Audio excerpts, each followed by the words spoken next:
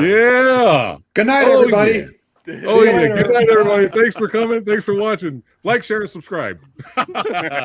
Yeah. You know, we got to set the scene with the badass intros here on the channel, baby. What is going on? It's your boy, Preston, Fat Samurai Guy, back again with another episode of Versus, baby. Right. Another episode, and I am surrounded by the legends once again. Here he is. You know him, you love him. Award-winning author. That's right. Martial Arts Hall of Famer. That's right. Here he is. Kung Fu Santa, KFC, Kung Fu Claus. There we go, KFC. Yeah, there we go. Welcome back, brother. And by the way, that's award-winning best-selling author. Ah, there we go. Award-winning best-selling author. There we go. I got to add to it. There we go. Here he is, returning to Versus. Eric, the Asian movie enthusiast. Welcome back, brother. Thank you for having me. Yeah. I see you got the cat in the back. Oh, it's one of the greatest Blu-ray. movies of all time. I just bought it. You recommended it. I just bought it. I can't wait to watch the cat. But yeah, great to see that. And here he is, the other handsome lad that is here, the fanatical one himself.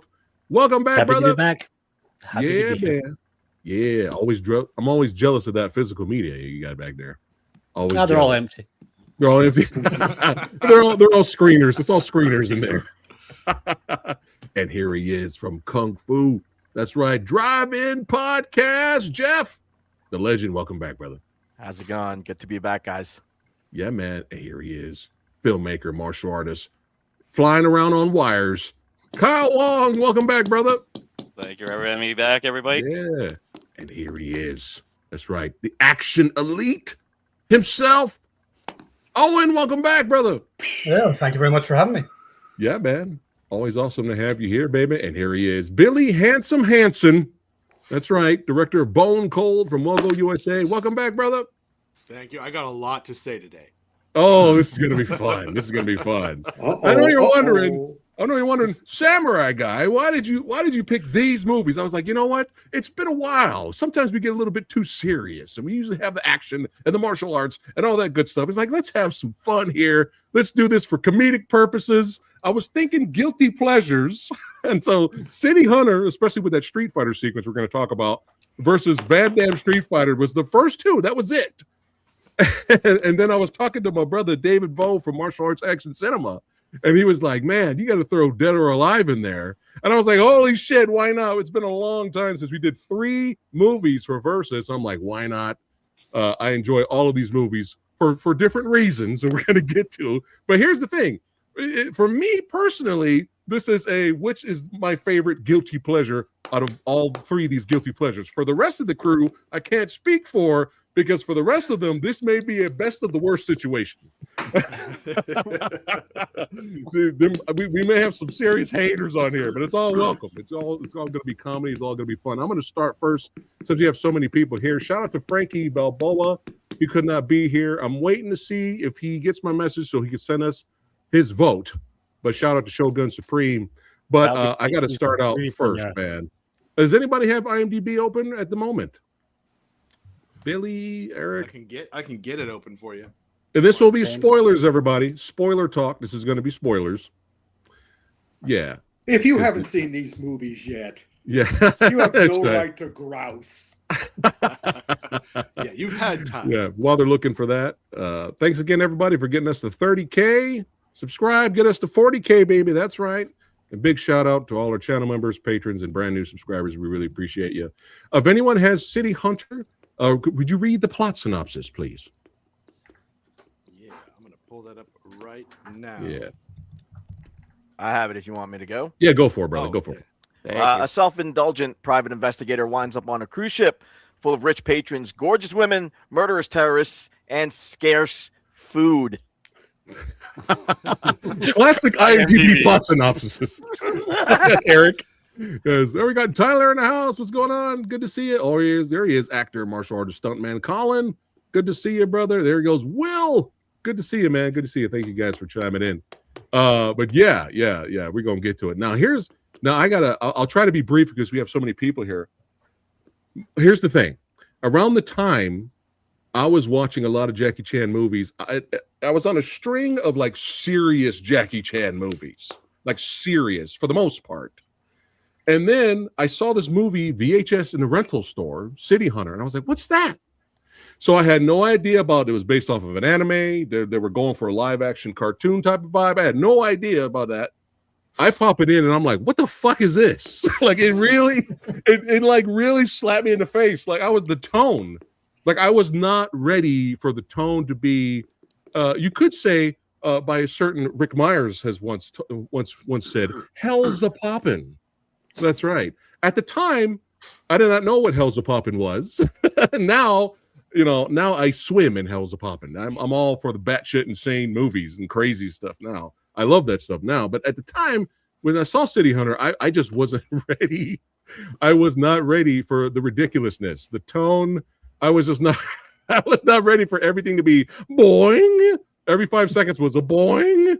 And I was just like, it was like, what is going on? But some of the action was fun. Some of the stunts were fun. It was great seeing Gary Daniels in here, throwing down. So this was like a dream match. And of course, the late great Richard Norton. I mean, it was great seeing him. And I was busting up when Jackie was doing his breakdance fighting. I was busting up with that. But despite that, I kind of hated the movie. But then there was a light at the end of the tunnel. And it was this scene right here. And it was one of the rare times where I screamed out in laughter, and I felt physical pain in my stomach because I was hollering so much because I wasn't expecting Street Fighter. I didn't see any screenshots or anything. So they did the whole virtual reality thing, and Jackie Chan as first Jackie Chan showed up as like E Honda, and then you had other people showing up as the characters. And then when he was Chun-Li and then they started fighting, I was in tears. I was laughing. But that was really the only thing I liked about the movie. Many years there's going to be a theme. There's going to be a theme here. Many years have passed. All right. Started to watch more types of films, more Hell's a Poppin', if you will. I actually started watching some of the anime of City Hunter. And I was like, oh, okay. I see what they were kind of going for. And then when I revisited City Hunter, I enjoyed it a lot more. I didn't hate it as much as I did the first time because now I knew what to expect. So I appreciate what they're trying to do, but they're doing a whole live action cartoon feel and vibe. Will this be on my top 10 Jackie Chan movies list? No. Will this be on my top 20 Jackie Chan movies list? No. Will this be? You get it. But I enjoyed it. I can watch it and have fun with it now. But at the time, I hated it. All right. Fanatical, thoughts on City Hunter? I dig it. I didn't hate it the first time I saw it. It's not. Okay. It doesn't feel like a Jackie Chan movie though. It feels like what it is. It feels like a Wong Jing movie. And as far as Wong Jing movies go, it's great because a lot of his movies are really not that great. So by Wong Jing's normal standards, this is Jackie elevates it to a better place. It's they call him the Madman, right? Wong Jing. Well, yeah. I think he has many names, and most of them we probably can't say from fear of getting them monetized. He's a creepy individual, Wong Jing. But this was the same year he made Crime Story, right? And the two polar extremes of Jackie's career, like kind of neither of them feel much like his own movies. But I liked it when I first saw it, and liked it for the rewatch. Liked it even more when held up against the two other monstrosities that we're going to talk about today. But, okay, all right. But no, I think it's pretty good, and they kind of lent more into that tone when they did the kind of more recent sort of on Netflix, like the Japanese City Hunter kind of movie they made pretty recently. Just I feel it wasn't quite as good as this one. This one, I really enjoy it. It's nice. Good. Copy that, Jeff. This is so. This is going to be a tough recap, I guess, just over these films because they were all slogs to get through. But when I know I'm about to slog it through a film, I look to see if the actors are having fun, and it didn't seem like there was a lot of actors having fun in most of these films. There was one actor who I think was having fun, and we'll get to that when we get to that film. But for City Hunter, man, I'm like you. When I first watched it, I was like, "What happened? Who hit me and kidnapped me and made me watch this crap? What drugs were they taking?" Yeah, all of them. So I was not prepared for what it was. Looking back at it now, I can appreciate it, I guess, a little bit more, and just kind of turn off my brain and have fun with it. But the boings and the bad dubbing and the paper thin acting and the just the I think for me the best part of the film was watching Bruce Lee in Game of Death at the movie theater. Right. That's about it. But I mean, can you appreciate it? Maybe some of you can, but I'm not going to be in that camp. So okay, all right. I love it. Billy, thoughts on City Hunter? I was in the camp of not knowing anything about it, and when we were talking about it, I looked it up a little bit. I said, okay, based on an anime, cool, it's going to be zany, it's going to be silly. But yeah, right away in the beginning, I was like, oh, I've got to adjust my expectations on this a little bit. And yeah, the boings and all the just like over the top silliness. Yeah, this is when I think I was really like, all right, just sit back and let it happen to you, because that moment, like, okay, he's hungry and he's just seeing this woman with food all over her. Is he gonna eat her? I don't know. Does it matter? Not really. I don't know. But I kept kind of waiting for the Jackie Chan huge stunts and the big fights, and I just kept sort of getting like blue balled the whole movie by them. My choice of t-shirt today was very, very easy. Nice. Yep. Yeah. Oh yeah. Let me do that. There you go.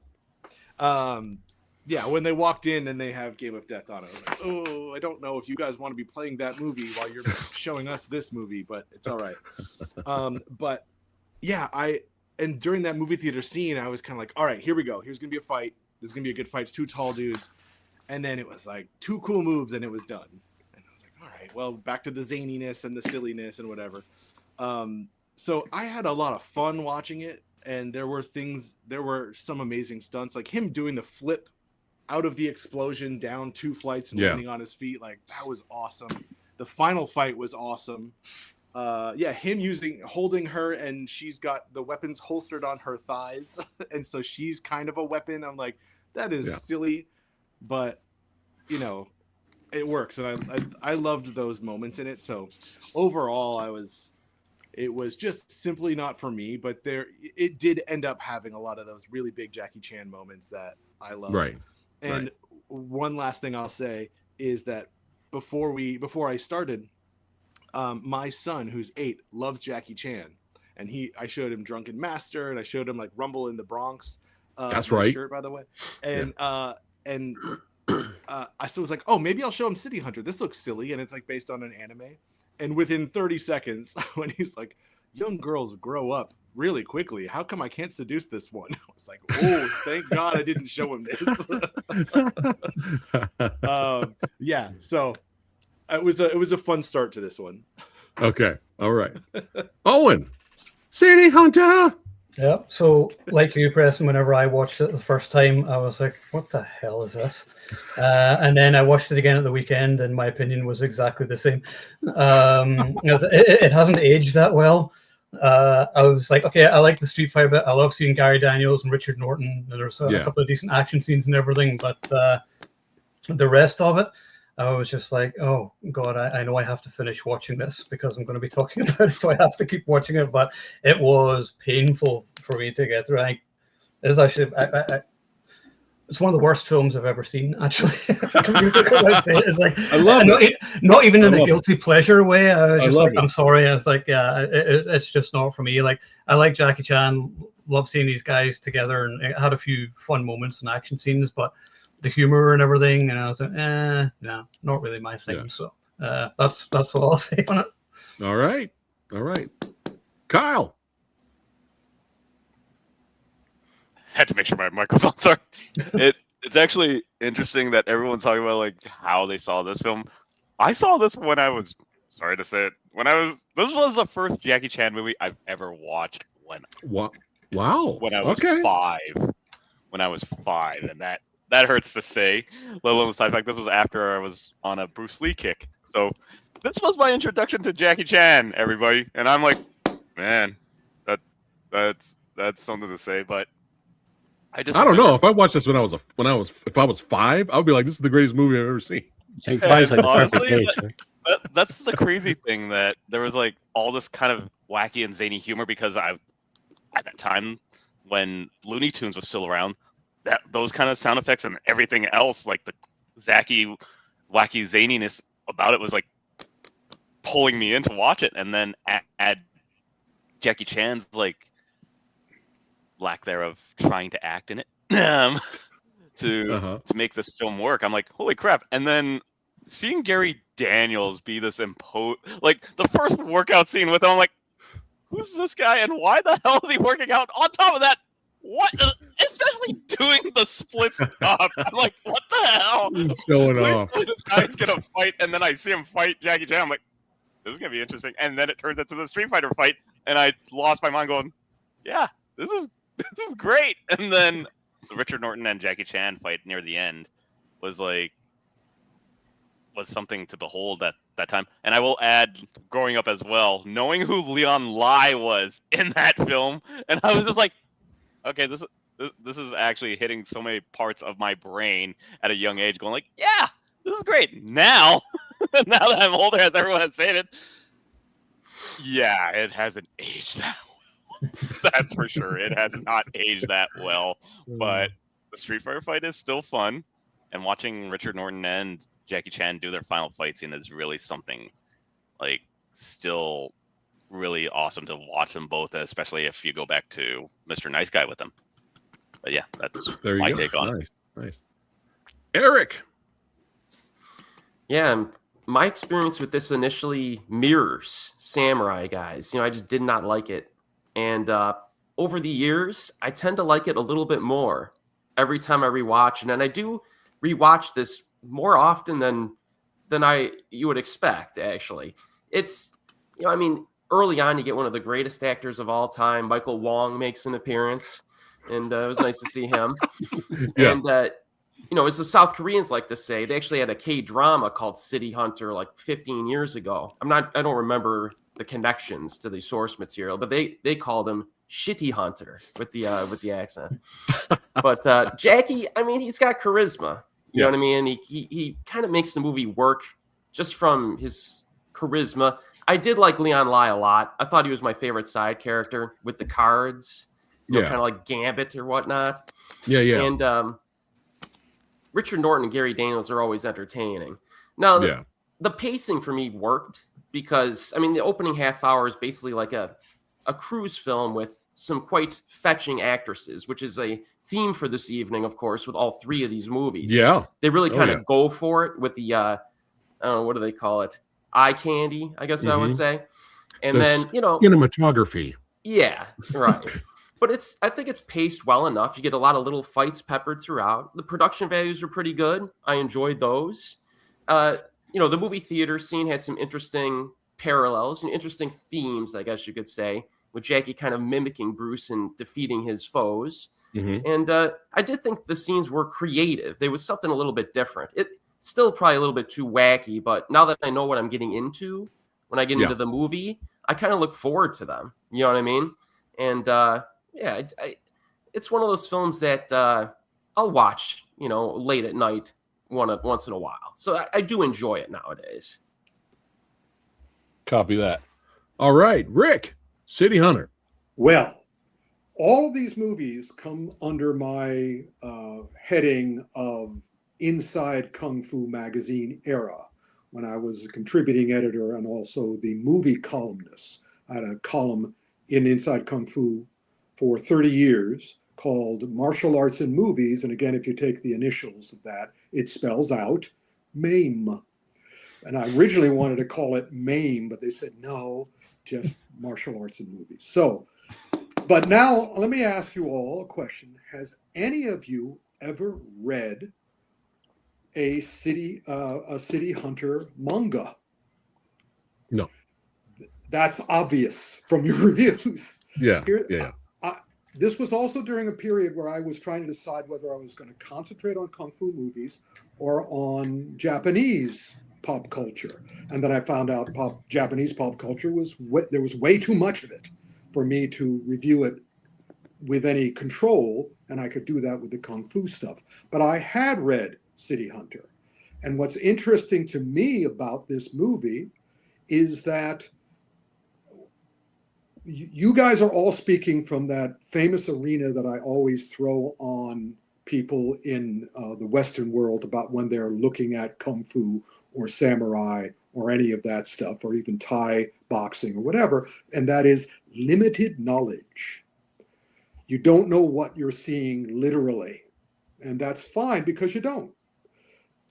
City Hunter is an amazing attempt, or a failed attempt, to try to be 3 movies at once. A Wong Jing movie, a City Hunter movie, and a Jackie Chan movie.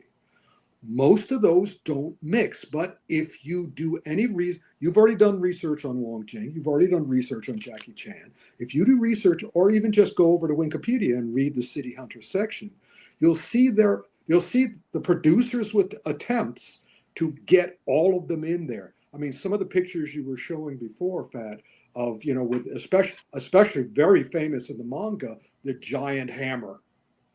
Yes, that's right out of a City Hunter comic book. So they were doing nods, but again, Jackie was the wrong guy for this movie, because Jackie Chan is like science fiction.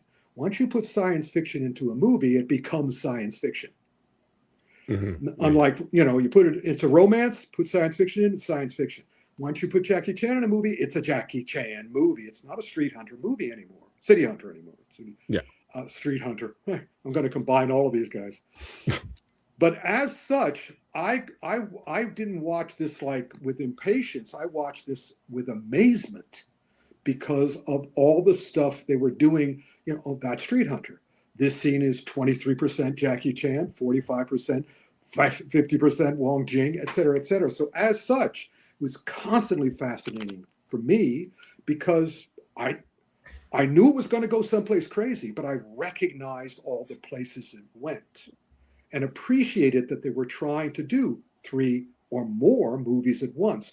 And as most of you have pointed out, as soon as you saw something you recognized, it was like, oh, okay, I can relax and watch this Street Fighter sequence, or I could watch the Jackie Chan sequence, or I can watch the Wong Jing insane stuff. Because whenever any of you guys said in your reviews, this was insane, well, that's Wong Jing. That's Wong Jing's influence. So as such, I enjoyed this immensely, but at the same time, I didn't do this to Jackie because I was seeing a lot of Jackie at this time. I didn't sort of like you never should have been in this, man. You shouldn't. Have any of you seen the City Hunter movie on Netflix? No, I heard it was good though. What did you think? You don't have to say it. You can just nod. You can nod yes or nod no if you. What do you think of it? I thought it was pretty good.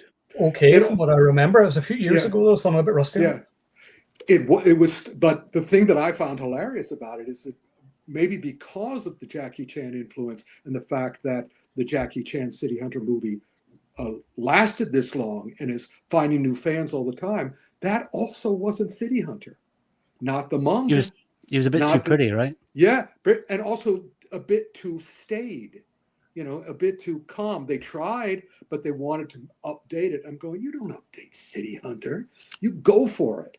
I mean, I haven't seen, I'm not sure if there is any anime. But I'd love to see.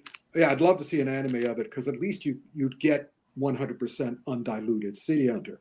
But as such, it's still one of my favorite movies. I don't watch it again. I don't need to watch it again.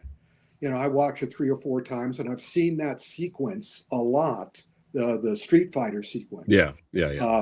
But no, this was fun for me. This was fascinating for me because I like to be the movie mystery detective, and this one I was going, oh god, and the more I heard about it, because I was friends with several of the people involved in it, and they were saying, oh yeah, Wong Jing and Jackie were going at it like hammer and tong, because Jackie wanted to be more faithful to City Hunter, and Wong Jing wanted to be more faithful to what Wong Jing wanted.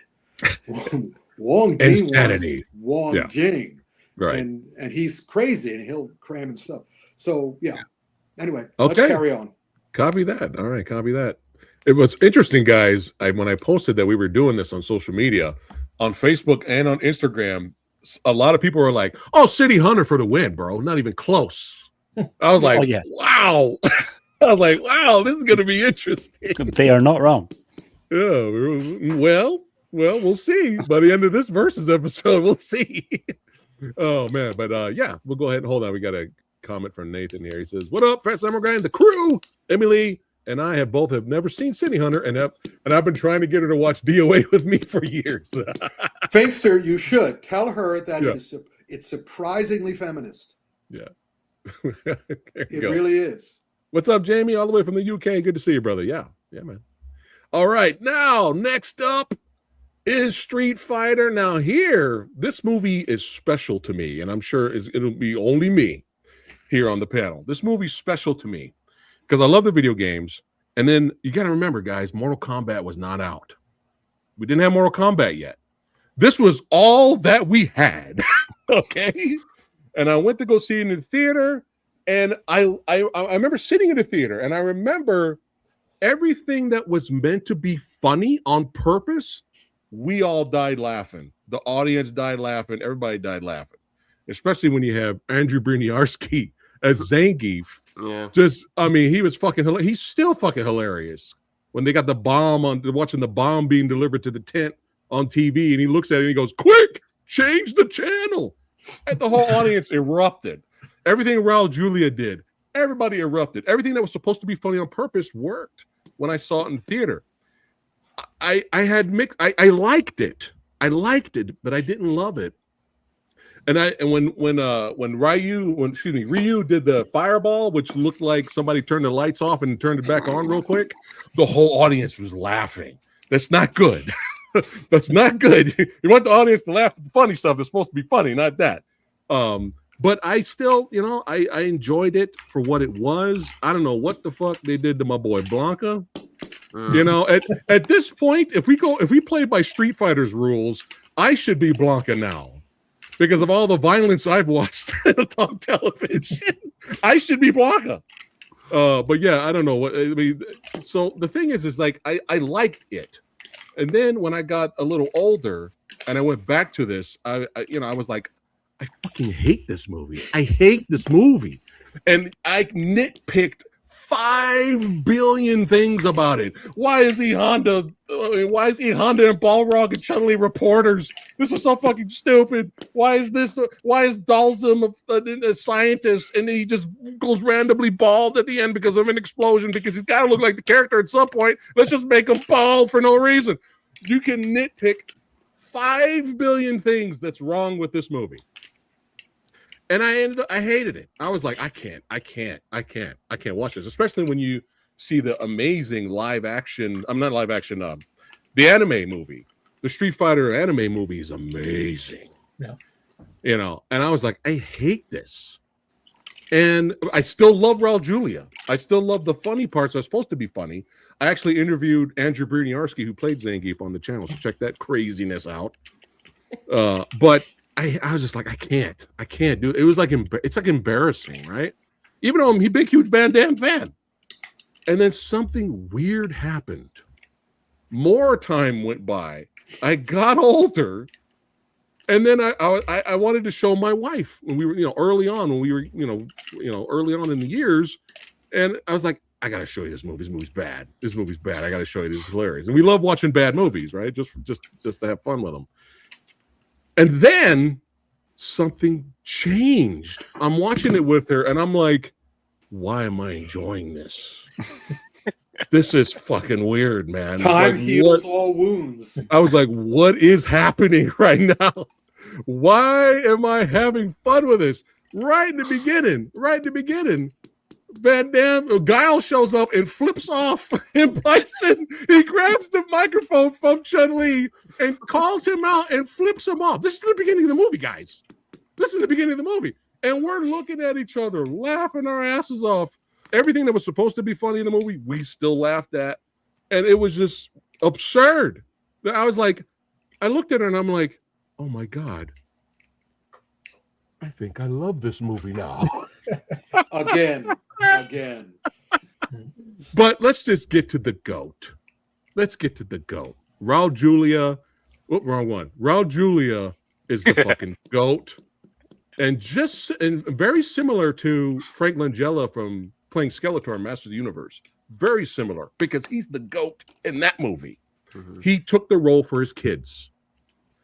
And he went all in. And the sad thing is he was sick around this time, so they had to schedule his scenes around certain areas. They had to film the action without him there, and kind of make it work. And not everyone knew that he was sick at the time, but man, I mean, there's moments in here, and I'm like, is he trying to win the Oscar for Street Fighter?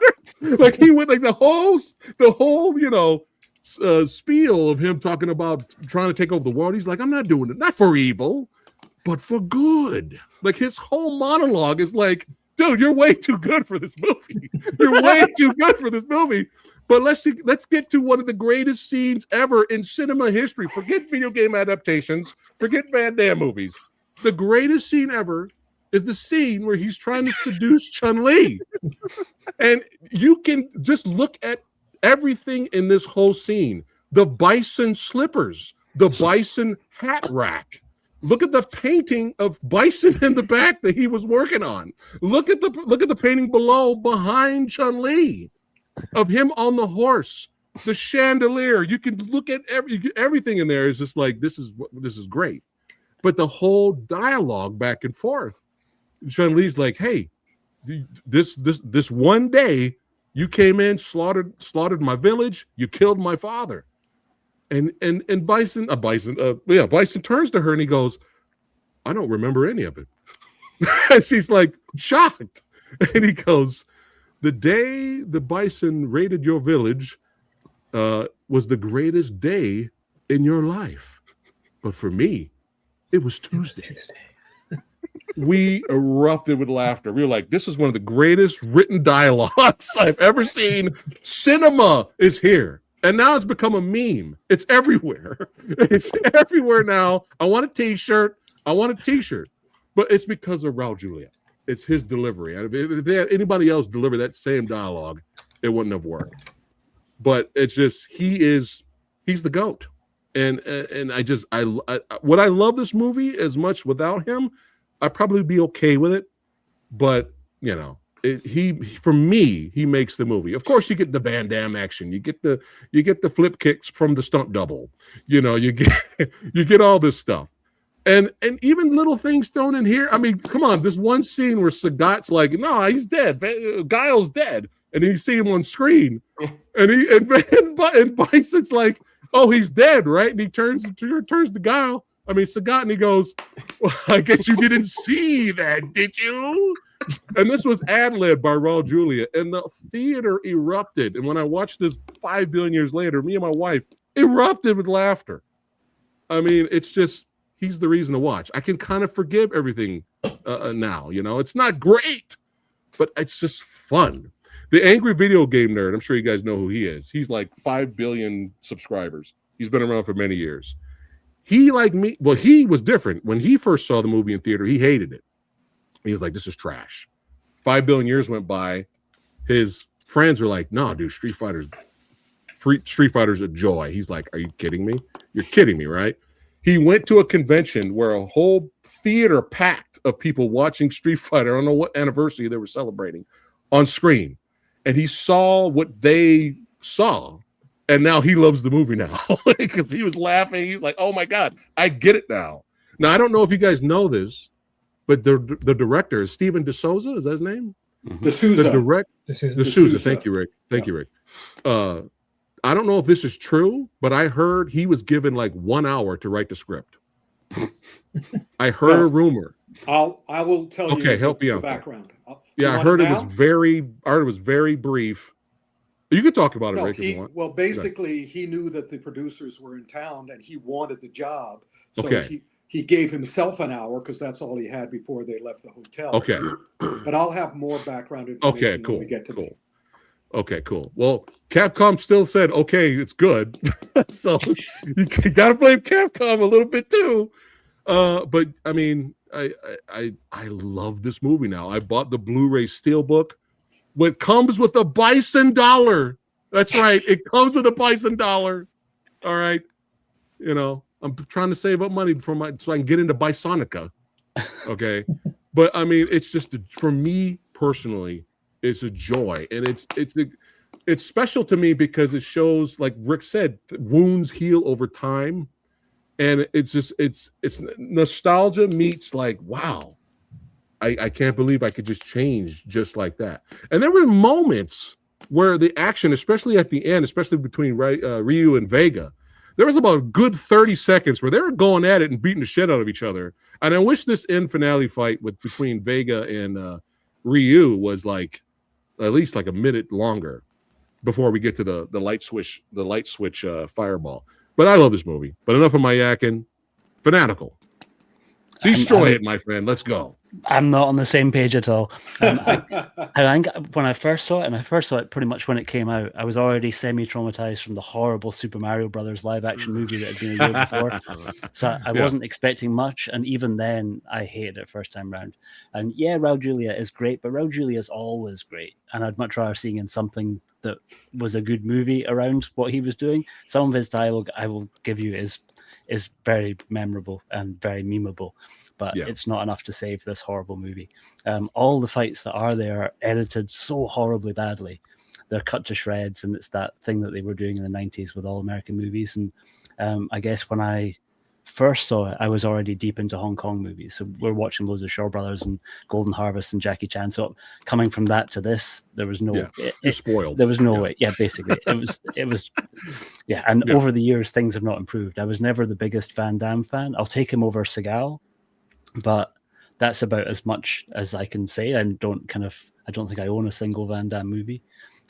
He's never been my guy. I think I first saw him as a villain in like No Retreat, No Surrender and the Sho Kosugi movies. So he's kind of always been better in that world. How dare you talk shit about Seagal?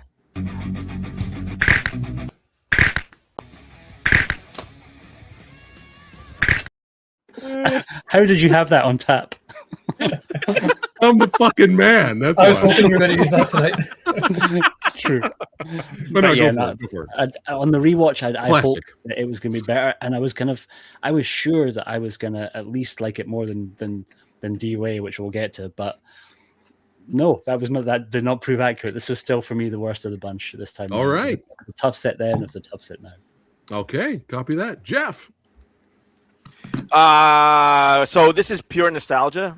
It really is, because we're from the same generation. At the time, we're looking for any good video game movie to come out, and like Fanatical was saying, the Mario Brothers debacle happened, and we're like, oh, geez, you can argue that movie's better than the recent animated film. Oh yeah, I said that. I said it. You can argue that. I will not. A lot of people wanted us to do a versus with that, but maybe we'll see. We'll see. So yeah, go for it. Yeah, but so again, that the one person having fun in all these films is definitely Raul Julia, and he could not chew up that scenery any more than any one person can, I think. But of course, yeah, Rick. Quick interruption. Raul Julia was not having fun. Oh, really? See, I will get to that. Okay. Ruin it, Rick. Ruin it for me. Yes, I will. Go ahead, Jeff. Yeah, but so, at the time, again, we're hungry for any good video game adaptation, and Street Fighter was as close as it got, but it was still so far away. I think it wound up being like a G.I. Joe movie instead of a. Some people have said Street Fighter is the best G.I. Joe movie ever made so far. So if you think about it that way, So I mean, it was close, but ultimately no cigar. But when even now, when I remember it, I'm remembering it as that 20-year-old thinking this is as good as we're gonna get, guys. So just enjoy it. We didn't know. We did not know, but so I mean that's it. The characters were not right. The story wasn't right. The overacting was not right. So, can you have fun with it? Yeah, you can absolutely have fun with it. Looking back on it now and having it play back doesn't bring up great thoughts about what I'm watching, but the nostalgia is always still there, and I'm like, all right, at the time it was the best we had, so I'm just gonna suck it up and deal with it. There you go. Yeah, I mean, we didn't know we were going to get Assassin's Fist 5 billion years later. Absolutely, yeah. So, but I'm sure seen Street Fighter Assassin's Fist, go watch that. I'm sure this new Street Fighter movie coming out this year will be better. You are, huh? Okay. I'm waiting to see you guys' reactions. We're going to have to return for that one. Hey, maybe we should do Future versus Street Fighter versus Mortal Kombat 2 right here. We should do that. All right, Billy. So yeah, it's nostalgia for me too. All right. I came out. This came out when I was right in what I assume was their target audience, and yeah, I think I don't remember seeing it the first time. I just remember it sort of always being there, but always being there as an example of terrible studio adaptations and how wrong decisions can just decimate a whole movie. Because with Raul Julia, I think his performance in it just kind of shows like, oh, this is a good performance. The rest of it makes the rest of these look way worse instead of being sort of like it doesn't really elevate it. It just highlights the negative things. That said, though, like, I do think there is a certain enjoyment that I get out of watching it because I did watch it a bunch when I was a kid. And I distinctly remember watching it with somebody for the first time. And right in the beginning, they're like, I don't want to watch this. And so I said, all right, well, let me just fast forward to the good fight scenes. I think it took probably 3 minutes. And I was like, oh, this is a cool part. Oh, all right, the rest of this is crap. All right, this is a cool part. There's a cage fight. Oh, that's going to be cool. No, that's not that cool, actually. And so, like, it just, like, I guess the only change it's really had over time for me is just the realization that it doesn't really have anything to offer. anything that I used to think was cool, like some of the fights they did with time, and having the old, like, seeing some old kung fu movies now and some real martial arts classics. Like, I didn't have that to compare it to when I was younger, but if I did, oh man, I would have hated this like with the fire of 1,000 suns. Because now that I'm looking back at it and I now have seen those movies. Like, what are they doing? They're putting like pop stars and big movie stars in these fight scenes that are just so silly looking. And it's a movie that's really easy to be cynical about. And I have always been cynical about it. So that's copy really, that. I've never liked it, and I will never like it. All right, copy that. It's funny. It's funny you shit all over it, Billy. All right, when it features one of the greatest speeches in movie history. Fuck Patton. All right, come on. I'm going to kick Bison's ass so hard that the next Bison wannabe is going to feel it.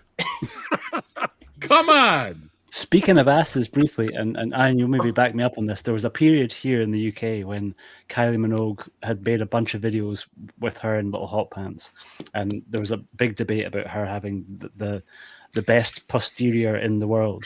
And Van Damme cropped up and took credit for it and basically said it was entirely him. And on Street Fighter, he taught her exercises that would make her butt really pop. And so if anybody appreciated Kylie Minogue's ass, it was all thanks to Van Damme. Do you remember that? Sure. I don't remember that. Were they dating? No. An affair. I will get to. I will get. No, let me tell you now. Okay. The only person who said they had an affair was Van Damme. She hates his guts. And then again, everyone on this movie did. But again, we'll get to that when we get to me. Okay. The cocaine was pure while making this movie. Yes. But only for him. Right. Yeah. Kyle. So I like how everyone talked about Super Mario Brothers was like the first adaptation. We had a second adaptation of Double Dragon at that time too. No, we didn't. No, we didn't. I just hate it because here's the thing, Jeff. if we were gonna talk about like all these movies all together, number 4 should have been Double Dragon on this. Oh, Granted, it was Agree. done as a landslide, but I was just like, oh yeah, Double Dragon came out around this time. I'm like, man, video game adaptations. So my expectations were kind of rough. It's what still we rough. Had. It's still rough in a way. Yeah, it's what we had back at that time. Yeah. And me being 6, I think, at that time, watching this movie, I was like, I seriously thought Van Damme was dead when he got shot. That's how my young dumb mind was. I'm not proud of it. I was like, well, the movie's over. Do we go now? And then everyone, I was like, no, we gotta sit through the rest of this crap because of you. I'm like, what? There is no movie. Van Damme's dead. She's like, oh, there it is. And then continued to watch it. So back then, when my young little brain was just like, you didn't see it, Kyle. Exactly. So when my young little brain was like a fan of the video game, but at the same time, like, what am I thinking is going on here? And then Street Fighter 2, the animated movie, came out. I was like, okay, this is what the movie should have been. It's honestly what it should have been back then, but people are still saying that now. Yeah, and to this day, like, we don't. I think we could all agree that the Legend of Chun-Li should have never existed. There's a Legend of Chun-Li movie? I didn't. Exactly, right? I don't know what you're talking about, bro. Definitely Assassin's Fist was a good back to form of just focusing on Ryu and Ken. I don't know what to expect with the new one coming out. I hope it's good. I hope the new one's good. So we'll find out. You'll find you guys will find out from us. But all right. As everyone has said here, like, it is a fun movie, but I got nothing else to say about it. Copy that. Just in time. Owen, thoughts? Sorry, this stupid laptop just signed me out for no reason at all. It's all good, man. Anyway, are we still talking about Street Fighter?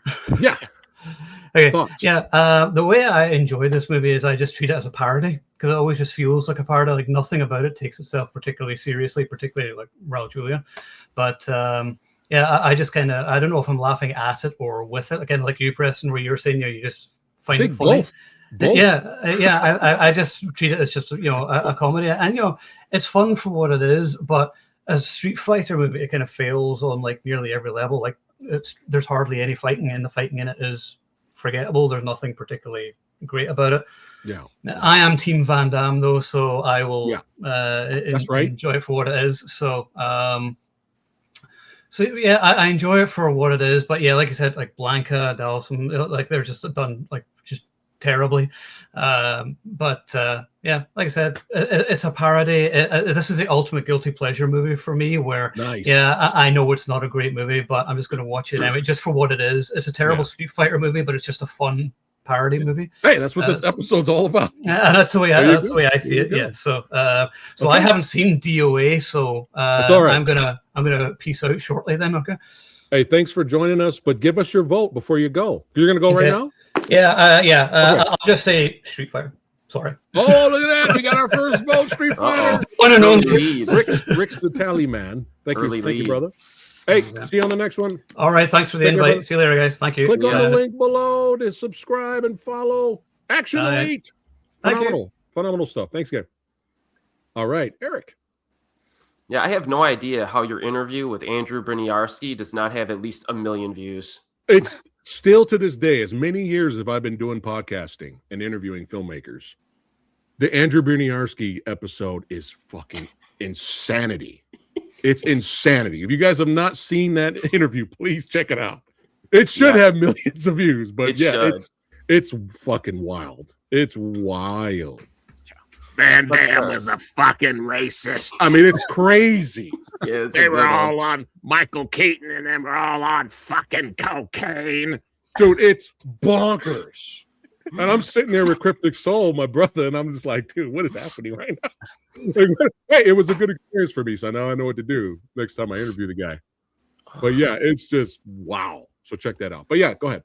Yeah, but Van Damme around this time, I just find him entertaining on screen, even when he's in movies like Double Team or Knockoff. Like, I don't know, it's just something about his mannerisms, the way he comes off, some of his lines. Actually, I think my favorite line is from him in this movie. And that's one where the guy says, "Colonel, have you lost your mind?" And he goes, "No, you've lost your balls." I think that's one of my favorites in this movie. So, Van Damme's fun to watch. Kind of definitely a lot of characters in this. And I wonder if they kept adding them as they were going through the film or the script writing process to hit as many characters as they could. But, just some funny little things early on, like how Guile kind of outs his friend who's like a prisoner. If he didn't call his name, he's like, "Hey, Charlie," or whatever, "I'm coming to save you." He kind of screwed the guy over because then Bison identifies him and throws him into the experiments. Like, there's weird stuff like that in this film. But I think some of the action is kind of entertaining. I actually think the finale, Bison's kind of tough to take down. He lasts a little while. It's kind of an extended fight. You think he's dead, and then he has his suit, has the resuscitation device built in, which I thought was kind of interesting. Yeah. But yeah, I think it's you got a lot of different things in here with the fast pacing as well. Kind of helps, it just keeps moving. Things keep happening. Weird double feature with Tokyo: The Last Megalopolis. I did a double feature of this with both and that, both the anime and the live action film the other week. And because Bison was partially inspired, I believe, by the villain in that property, which is quite interesting. Okay. But in any case, this one's just another guilty pleasure. I actually enjoyed all three movies when I rewatched them to a certain extent. Right. So this wasn't torturous for me. But this one gets a pass grade for me. I've considered buying it on Blu-ray though, but I just can't. Every time I watch it, I can't really pull the trigger for some reason. So it's missing something to make it something like The Cat, which is like a phenomenal rewatch. But we could review that at a different time. And Eric, did you die laughing when Zangief and E Honda were brawling? And then General Sawada was like looking like, "Hey, how are things going around here?" Like, check this out. And they look at the television and the camera showing them fight, and it just turns into a Godzilla fight. And they're both looking at each other like, "What the fuck is going on?" I was rolling, bro. Rolling. But it's little things like that. All right, now, Rick, tear it all down. Let's go. No. Okay. When my publisher delivered me the art department, the cover of my second March. Yes, you did. But it's here, right? You see this? Originally, this photo was of Van Damme. And I said, no. And they said, "Why not?" I said, "Read the title." Right. It says great martial art movies. It doesn't say okay martial art movies, will do martial art movies, mediocre martial art movies. It says great. And it's my contention that Jean-Claude Van Damme has never made a great martial art movie. But that's not my problem with this film. My problem with this film is that, again, I was with martial arts in movies. I was with Inside Kung Fu magazine. I was writing these books. And everyone in the industry when that movie came out, even at the premiere, even at the reporter's screening, people were coming up to me and telling me stories about how awful Jean-Claude Van Damme was and how he ruined the movie, because basically anything you like about this movie was because of Steven D'Souza. Remember, Steven D'Souza wrote Die Hard and Die Hard 2. Right. Left to his own devices, he would have made a great movie. You saw little glimmers of it. But because of Van Damme specifically, everything wrong with this movie and everything that you don't know was wrong with this movie was caused by Van Damme's behavior and his ego. For instance, the rest of the cast, Van Damme, apparently Capcom wanted Van Damme, thought he would be perfect for the movie. So they saddled D'Souza with him. And we didn't have a lot to choose from over here though, Rick, at the time. Well, that's not true, but be that as it may, because what other American stars did we have here? We didn't have Gary anyone. Daniels would have been a better guy. We had hundreds of. But he's not a star to promote. I mean, to advertise. They're gonna put millions of dollars on the guy who's gonna make money. For whatever reason, the reason that the rest of the cast is the way it is because Van Damme took all the money. Van Damme, and there was nothing much left. He also, I will never forgive him for ruining the rest of Bison's life. And the word is on the street that, yes, he had cancer. He kept it a secret, but he also got, because he was filming where he was filming, he also got a disease in the tropics that killed him. And his last days were made awful by one person and one person only. Meanwhile, everyone else is coming out of the woodwork and telling me stories about this guy. In terms of the way he behaved. Even on this set, he was taking up he used most of his income, his payment for cocaine. He was on like, $10,000 a day. Yeah, I heard that. Habit, Something like and he that. was constantly doing it. He would not show. From the very top to the very bottom, the entire cast and the entire crew, there was not a single person on that film that wasn't touched, and in an inappropriate way, by Jean-Claude Van Damme. So I know too much about this. I know what this could have been. There's no way I will ever like this movie because he killed people. He ruined people. He just made it everything a nightmarish situation. And from him and his inability, his insecurity, but no excuse for it. So let's carry on. Gotcha. If Actually, you have any questions, I do have a question, but it's not specifically about Street Fighter. But it's a Van Damme thing that I'd heard, and you'll be the man to know if this is true or not. After he made the John Woo movie, after he made Hard Target, I'd heard he went and hired his own editor and made his own cut of the movie that had like 30% more of him in it. That's right. Is that true? Yeah. And that was true of also. Who was the villain in that one? Lance Henriksen. Yeah, Lance Henriksen was doing such a great job that Van Damme had to cut him way the hell down. Yeah, he just, every single film I could, there's so many stories, and I wish him the absolute best, but I will. Seagal's a piece of shit too, but for different reasons, and also the way they treated the women. I mean.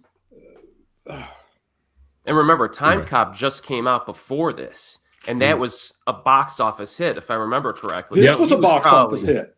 This was a box office hit too. Yeah, it made money. It made like $100 million or something. Street Fighter. Wow. But not because of him, not because of Van Damme, but because of Street Fighter. This was happening at a period of time, as you could tell, because of all the other movies you've mentioned. That G.I. Joe specifically. G.I. Joe, it's easy for me, the movie detective, the movie mystery master, to see what went wrong with all these movies, because it's clear that the producers had absolutely no respect for the genre. All they saw was that these stupid audience guys like they like video games. So let's make a video game movie. Let's make a comic book movie. But let's just, it's good enough. We'll make it good enough for garbage. So they didn't care. So everybody on this set could have come to the producer and said, please save us. And we'll go, it's good enough for garbage. Just take your money and do your job. So now it's changed. Now I'm hoping the new ones, because studios have learned, as studios are struggling now, studios have learned that there is an audience for stuff, but you have to respect them now because they deserve respect. Not G.I. Joe, all the fight scenes were cut to shit. This, hurry, move on before I go. I agree. Well, thank you, Rick, for the detailed. You're gonna get the scoop with Rick here. You're gonna get the behind the scenes scoop. But let's lighten things up, please.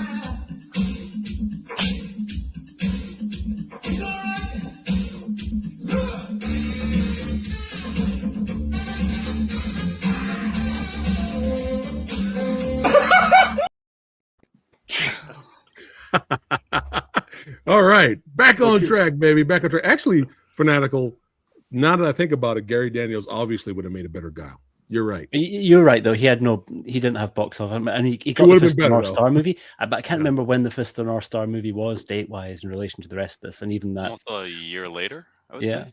Yeah. David's my new friend. David's my new friend at the bottom of the comments there. And also give me 5 minutes, and I will give you a list of actors who would have been better for that. Oh yeah, for sure. All right, now we're at Dead or Alive. So here we go. Dead or Alive. Oh, we've totally fuck the plot synopsises. Everybody we missed it for Street Fighter. It doesn't matter. All right, good guys versus the bad guys versus Shadowloo, Electric Boogaloo. All right, Dead or Alive. People get invitations to go to tournament. Everybody fights. A lot of cinematography. Boom. There we go. All right. So by the time Dead or Alive came out, I've already heard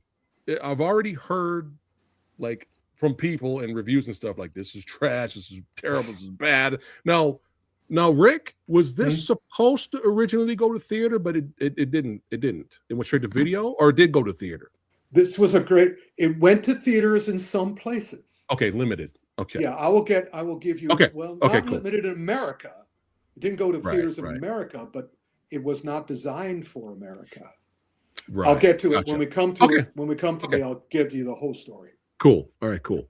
But yeah, we've heard it was really bad. I remember seeing some TV spots, trailers, and I was kind of laughing and giggling at it. And I was just kind of like, oh boy, all right. So by the time it came out on DVD, I was out on the hunt for cheap as fuck DVDs. And I found Dead or Alive. And I looked at the cover and I'm like, okay, my boy Ken Kasugi's in this. Wait, Colin Child's in this. What? Wait a minute. Hold on. Wait. Corey Yuen did this? Wait a minute. And I looked at it. I was like, you know what? This cheap as fuck DVD is cheap as fuck. Fuck it. Let me go ahead and buy it. And I brought it home. I was like, babe, we're watching this tonight. Let's get the pizza. Let's get some brewskis. We're watching this piece of shit. Let's have some fun. And right in the beginning, when you have the character of Princess Kasumi, and she's looking for her brother. Colin's character went missing, and he went to the tournament, and she's like, I gotta find my brother. We're like, well, if you leave here, you're gonna be a shinobi, you're gonna be rogue, you're not part of the clan anymore. We're gonna have to hunt you. And she's standing there all robed up, looking all princessy, and then all of a sudden she takes the robe off, throws the sword against the wall, runs across the whole army, jumps off the sword, off the cliff on the side, and then hand glides down the mountain, and then she randomly gets the Ninja Star invitation, and we were like, oh god, yes, this is what we need. We need good bad right now. We need good bad movie right now. We were laughing our asses off. We're like, oh, we're all in. We're in for this. This is going to be good bad. This is going to be a lot of fun. We're going to rip this movie to shreds, and we're going to enjoy it. But along the way, you get a lot of good bad. You get some bad. But along the way, I was like, you know what? I'm actually kind of impressed with Jamie Presley here. Like, what the hell's going on? Her fighting and her physique and everything. I'm like, I was not expecting her to look good doing roundhouse kicks. I'm like, wait a minute, what's happening? And then later, when we get to this scene right here, when our thief Christy is about to get arrested, and she's come out of the shower, so she's in a towel, right? And then we have this fight. She distracts them, of course, by putting her panties back on. When we get to this fight right here, I was like, okay, all right, we're laughing our asses off, and we're like, okay, we know exactly what kind of movie this is.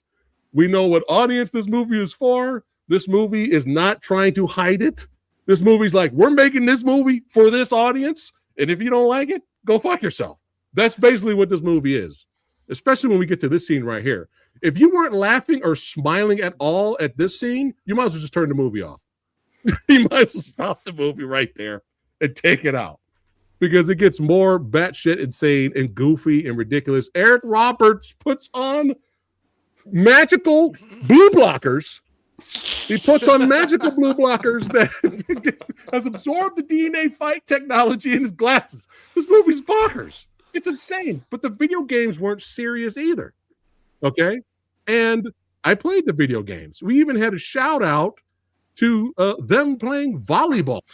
To the volleyball beat, the Dead or Alive game that came out. So there's all these little things here, but there's a lot of wire work, which was the style of the time. But some of the fights were actually legit. I was kind of surprised, especially the fight on the stairs right here with I think it's Helena. I think this is her character. This fight was legit, especially. I mean, I'm sure Stunt Double did a lot of the work, but the fight choreography here is legit, especially when she's double katana swinging. It's legit. So I was kind of surprised. I thought this whole movie was just cinematography. That's the point of this movie. Is it up there on the levels of Jim Wynorski and Andy Sedaris? No, it's not. It's PG-13. So you're getting PG-13 cinematography. But give a little Ken Kasugi bonus. You know, when I rewatched this the other day, I had the honor of interviewing both the Kasugi brothers on the channel. And I gave them a shout. I was like, yo, I don't care what anybody says. Dead or Alive is goofy fun, man. It's a midnight movie. You watch with your friends. You drink beer. You eat pizza. And he was laughing. I think he was surprised that I liked it. And he was like, "You're so gracious. You're so gracious." You know. But I had to be honest. I enjoyed the hell out of it. It's a perfect definition of a good bad movie. Look at this. Look at this shot right here. Look at this glorious. Look at this ridiculousness right here. We're laughing our asses off, having fun. And of course, you get the Colin bonus. The one fight Colin has with the needle, fucking amazing. When he throws the needles out there and he runs past all the enemies and dodges the katana sword, grabs the needles and shuts them down. That's a legit great scene. So I was surprised by Dead or Alive. Is it a great movie? No. But I had fun with it. All right, Fanatical. There's more good ideas in even a bad Corey Yuen movie than any of the other films that we're going to talk about tonight. So this isn't a great movie, and it's not a great Corey Yuen movie, but it was a hell of a lot better than Street Fighter. I can't remember when I first saw it. I was just genuinely surprised that it stands for Dead or Alive. I thought it was Details of Asses, because that seems to be the motivating factor for most of the cinematography, which is fine. It kind of does feel a little bit like a porn parody that just doesn't have any porn in it. Yeah, it feels like it's softcore. I don't even know if it's softcore, but yeah. The dialogue's pretty ropey, and don't try and unpack too much of how much of a kind of weird Asian mashup it kind of is, and like the Japanese people not really very Japanese, and I don't think about it too hard. But there's some okay choreography in it in various places. It's not always edited that well, but again, that was what was happening at that point in time in American movies. But R.I.P. to Corey Yuen, because we lost him pretty recently. Yeah. This is not one of the movies that he'll be most well remembered for, but even in a bad movie, the Yuen clan's choreography does shine a little bit. So it's probably the best made of all the three movies. As weird as it is, though the soundtrack's horrible. The soundtrack's dated very, very, very, very badly. Bro. The Junkie XL soundtrack. Dude, it blew my mind because I rewatched this last night.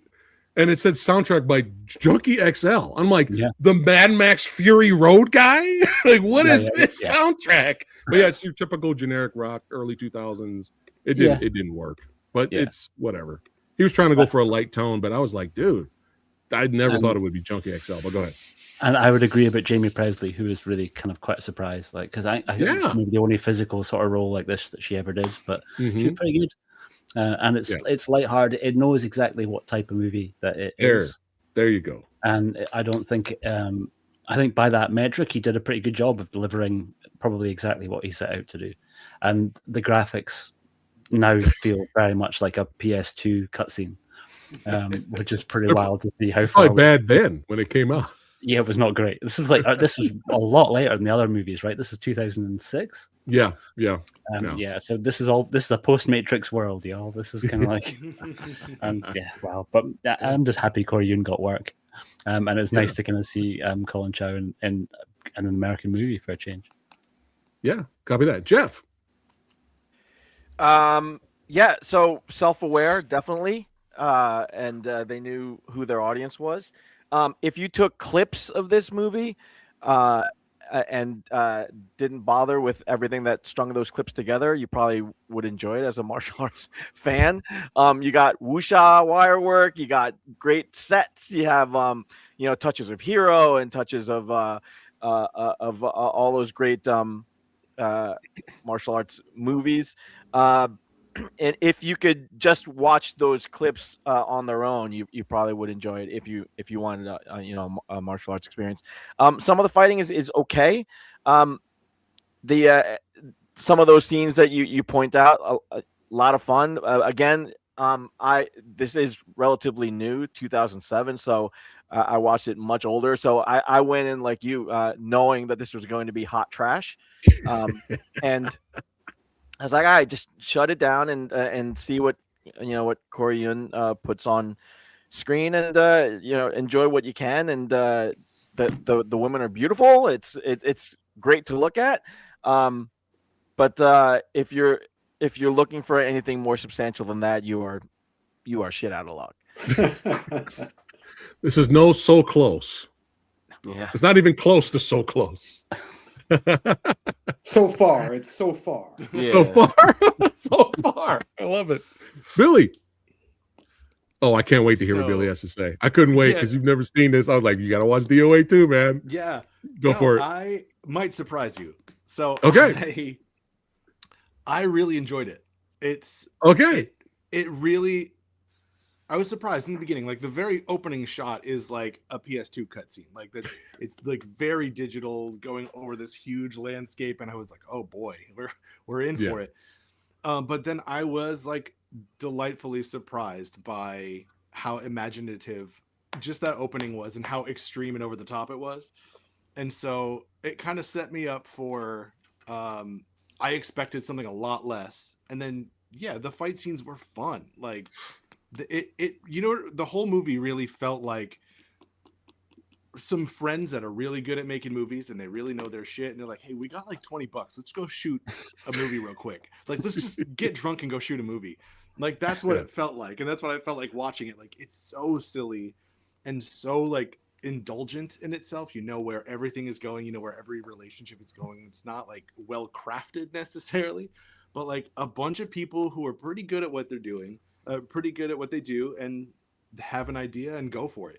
Like there are memorable fight scenes in this where, like Street Fighter, I just watched it again and I don't remember any of the moves or any of the, it's just like, immediately forgettable. But these were really fun, and they had some imagination behind them. There were several times watching this where like I just kept thinking, like, you don't have to look like down her blouse. You don't have to look like directly like through her legs. You don't have to do that. But it's I see what we're doing here. It's the video game. I would argue that City Hunter was a little bit worse in that regard, because there were shots just in the middle of scenes where they were just like, let's just check in on her boobs real quick and let's pull back to the fight scene or whatever it was. So this one at least was sort of, I don't know, they're in the same thing. I mean, that's hilarious. That is a hilarious moment. But yeah, overall I had a lot more fun with this than I thought I was gonna have. Okay. And yeah, it doesn't reach levels of like I'm impressed by this necessarily, or I'm gonna put it on again, but like for putting it on in the middle of the day, I was stuck to it, and I really enjoyed it. All right, copy that. Jeff, did you laugh like me? Well, first time you watched it when just Liu Kang just showed up right in the beginning of the movie as the pirate. Yeah, I was like, wait, is he going to be in this film? But yeah. Shout out to Robin Chow. But then he gets beat up. They all get beat up by Jamie. And then at the end, he shows up. He's in a sling. They're all beat up. It's like a pirate sling, too. It's like made out of like bits of then they get beat up again. I thought that was kind of comedy. But all right, Kyle. I'm definitely in the camp that I did not have fun with this movie. All right. Yeah, let's go. Versus. What happened was, like, I remember going to at that time when we had a good video store that actually sold Asian movies, and this was there, and I was like, isn't this supposed to come out next year? Rented it, watched it, and I was like, okay. I'm returning that. To this day, I have not watched it since then. I tried watching it again, and I'm just like, my God. No. When did you tap? When did you tap? What part of the movie you were like? I literally tapped out right when let's see, right when they just got to the island and going to what's it called? Just climbed up the tower. Yeah. So right when they just landed, and I'm like, wow. 1 sec, guys. And what happened was, I just sat there and I was like, wow. A lot of people worked on this film and tried to make this work.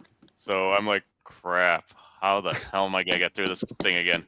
And again, much respect to Yuen for all the great choreography and everything that he's done over his career.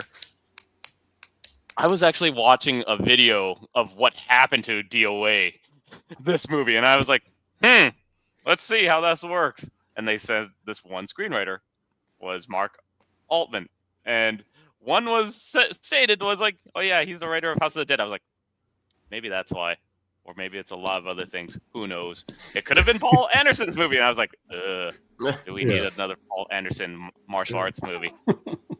He barely scraped by on Mortal Kombat. This one, I was like, maybe this isn't for me. Didn't play the video games, and I knew what they were doing with video games, but this one, I was like, maybe this movie's not for me. Hey, if you don't like it, you don't like it, brother. Yeah. It actually happened. I was like, wow, this movie's not for me. The Sexy Sumo, shout out to my brother. He likes trash movies like I do. He likes good, bad movies. As long as they're entertaining. He was like, dude, DOA is trash. He told me the other day, he's like, oh my God, I can't, I'll never watch that movie again. So you're not alone, Kyle. You're not alone. Eric. Yeah, I like this well enough. I think. All right, look at that. Yeah, I mean, the story flow seems even more fragmented than the other two films that we've covered. I think it gives it a little bit kind of like a manic energy. Like there's certain scenes and the transitions are a bit abrupt and it's a little wild, but it's entertaining to watch. Now there is one good song in this, in my opinion. It's during the volleyball match, and that I think that song was a Paul Oakenfold song that was used in like 3 or 4 movies around this time. I Like the Way You Move one. I forgot the name. It was called Jag Fight in Vexel, which was a Japanese anime film that came out a year after this. And in that film was like the big action set piece at the end, and I like that song. But there was, I think, one good one in the film. And I mean, if you look at the fights in here, you're getting a combination of stuff. I mean, you're not really going to see Kevin Nash versus Jamie Presley in a hillbilly fight on a raft anywhere else. You know what I mean? So there's a lot of interesting stuff here that's actually kind of memorable.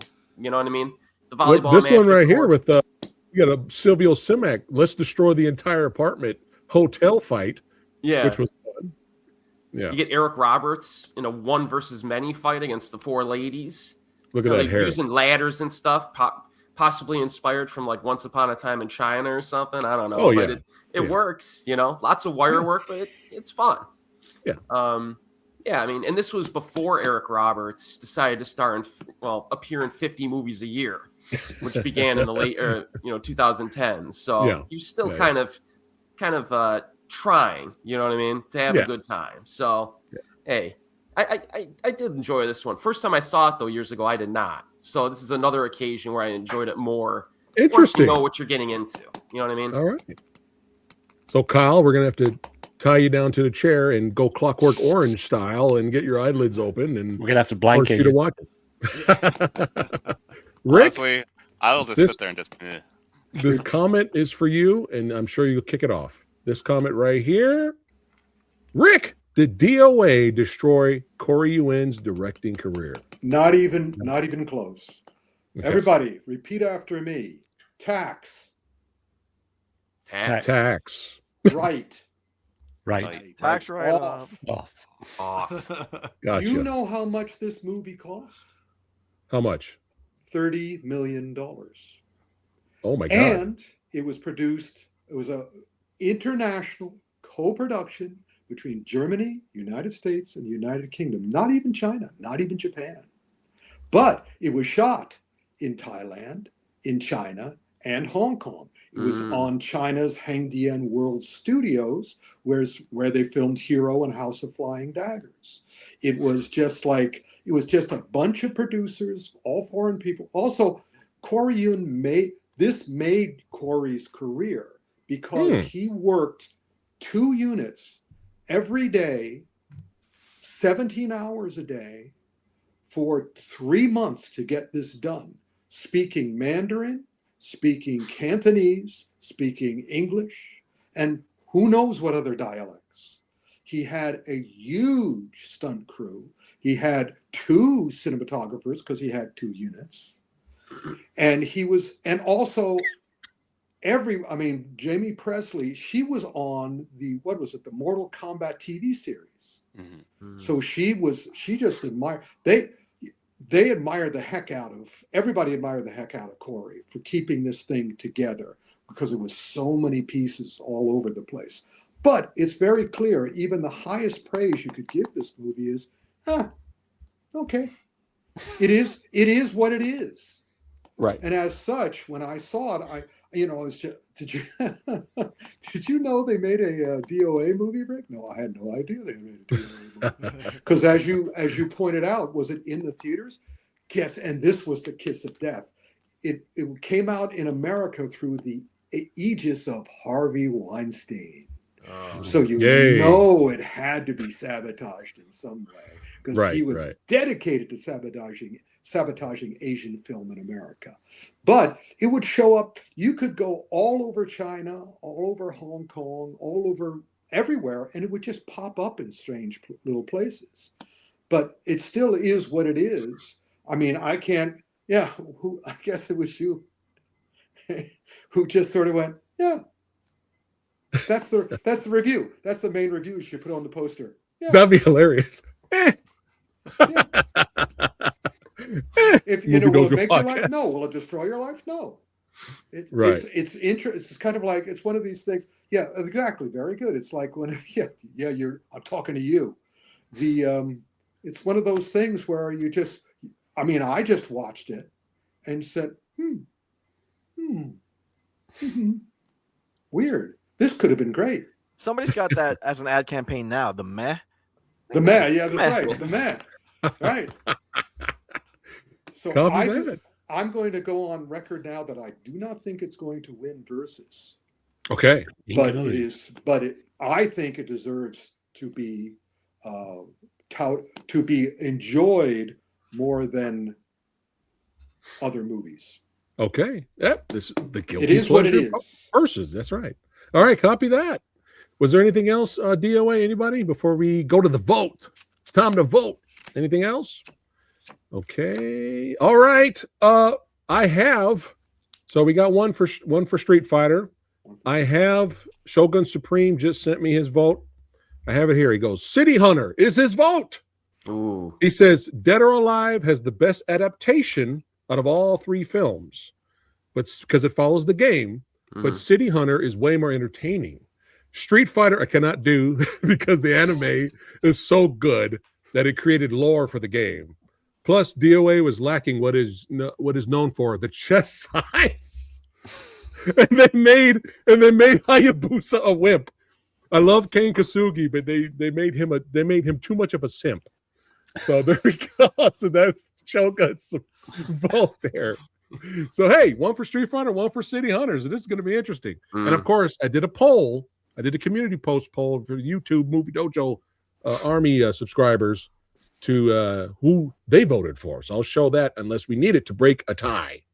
Okay, Fanatical, who you got, brother? It's time to vote. It's going to be City Hunter, but I was surprised that DOA gave me a moment of pause. Okay. I'm still going with City Hunter. Even with all of its Wong Jingness, I think it's still, even a bad Jackie movie trumps the other movie. Copy that. Don't say Trump. Very true. Best the other movies. Thank you. Copy that. All right. Jeff, who you got? Who you got? All right. So even though the nostalgia of Street Fighter was strong, and I just can't give it to that, and I cannot give it to City Hunter because I just didn't know about the manga, so I was out of my element watching it. So I didn't benefit from that knowledge. So I will give it to the meh. love it. Oh, and before I forget, before we move on the squared circle here, we got a special guest video vote from David Vole from Martial Arts Action Cinema. Who did David vote for? Hey guys, David here for maniacsandcinema.com. So today we're picking between these three films: City Hunters, Street Fighter, or Dead or Alive as the ultimate guilty pleasure. So to be honest with you guys, I have to put City Hunters on the outs on this one because the only thing I really remember about this film is Jackie Chan dressing up as Chun-Li in that whole Street Fighter bit. So I don't remember the rest of the movie, to be honest with you guys. So I think I have to cut that one out. So it got to be between Street Fighter and Dead or Alive, and both are considered to be horrible. It's so bad that it's good. It's in that category, right? But if I have to pick between the two, I think Dead or Alive gets the crown because it's actually more faithful to the game than Street Fighter is to me, you know. And Dead or Alive, you got, you know, the legendary Corey Yuen directing the film, who, as you know, is the master of making, you know, women kicking butt on screen to make it look so good. So you know, if you've seen stuff like So Close, you know, he's just a master at that, and he's just the perfect director for this kind of movie. And of course, we got appearances from Colin Chu, who you know, is also a legend. You know, he's always kicking ass, and it's great to see him in this movie. As long as also Kane Kozugi is also in the movie, and you know, they have freaking Liu Kang making a little cameo. You know, Robin Shu, he played a random ass pirate though, so that kind of pissed me off a little bit. but yeah, for the overall film, I gotta go with Dead or Alive. It's still my ultimate guilty pleasure because the fight and the action is actually pretty damn good. So I always, you know, get a kick out of rewatching it here and there. So Dead or Alive takes the crown, guys. That's for me. And I also want to wish you guys a happy Lunar New Year. Once this episode airs, and it's New Year's, so I just want to wish you guys a year full of wealth and good health. Okay, guys? Thank you. See you guys. Yay! Yo, shout out to David. Make sure you guys follow him. Click the link on below. Follow Martial Arts Action Cinema. That's right. Yeah. Okay, now back to the squared circle. Billy, who you got, brother? Not Street Fighter. How dare you? Yeah.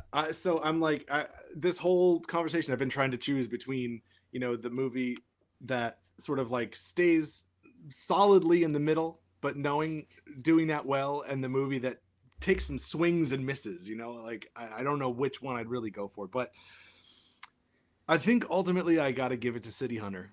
You know, like that one. Look at that. There were a bunch of moments in that movie that still like really surprised and impressed me, despite everything that I thought was like swing and a miss, you know? So yeah, I got to go with City Hunter. God damn it. Uh-oh. Unfortunately.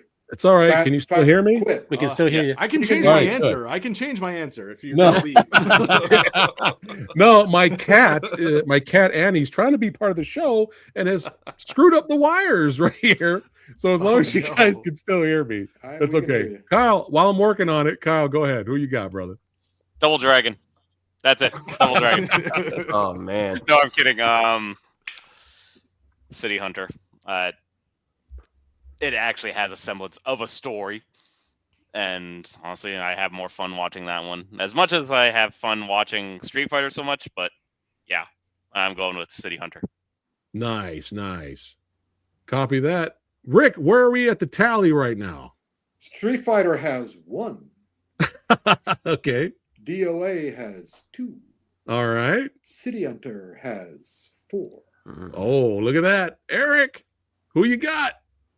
I got to go with the one that I own on Blu-ray and the one that I revisit more often, and that's City Hunter.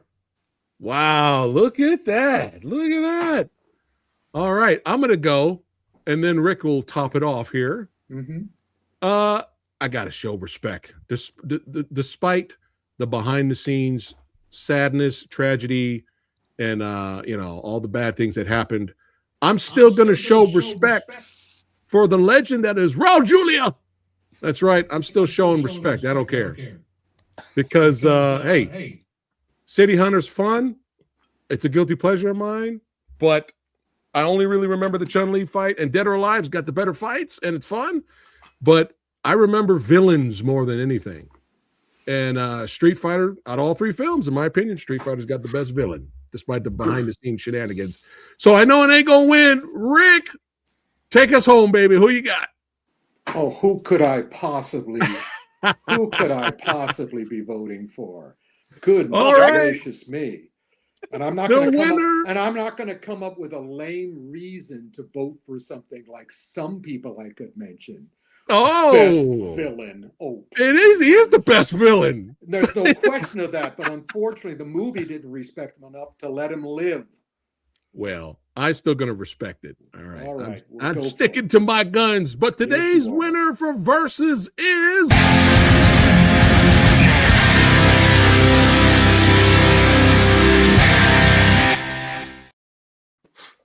All right. Yeah, baby. Yeah. There you go. Oh, now he's back. I thought you were hiding your face. No, I'm Street Fighter for life, son.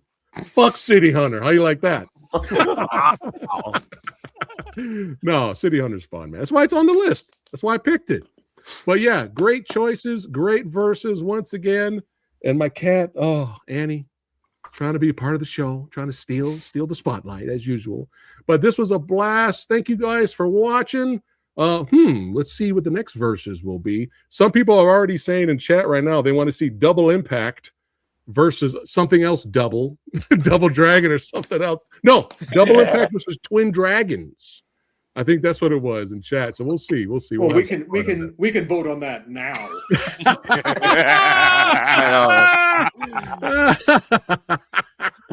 We'll see. It's always fun doing verses.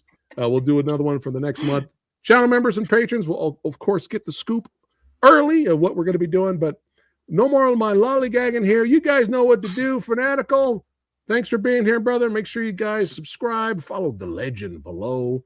Awesome content. And you guys, I know you all already following this legend right here.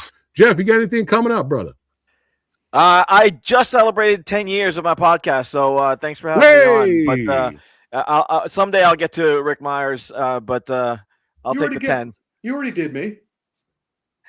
No. I mean, I'll get to your level of longevity. I mean, but, awesome, brother. Congrats, man. Congrats. Thank you. Yeah. Billy, thanks for being here, brother. Always a pleasure. Yeah, man. You know, me and you got more movie reviews on the way. Oh, yeah. We got some good stuff coming. Oh, yeah. And here he is. Kyle, thanks for being here, brother. Thank you for having me, everybody. Thank you so much. And, of course, subscribe. That's right. To the Asian movie enthusiasts. Thanks for being here, man. Thank you. I got some ideas for some collab videos in the future. We're going to have some fun. Shit, maybe we'll review the cat. We'll see. We'll do the cat. And here he is. Click on the links below. Follow everybody here, and especially this legend right here. Rick, thanks for being here. Any last words? Yes, we're going to be back next week, 1 week from today, with the latest episode of Action Film Autopsy. And it's going to be a corker. There you go. It's going to be a corker. Stay tuned for that. Yes. But thank you guys for watching, hanging out, and we'll see you legends on the next one. Take care, guys. Versus, baby. City Hunter.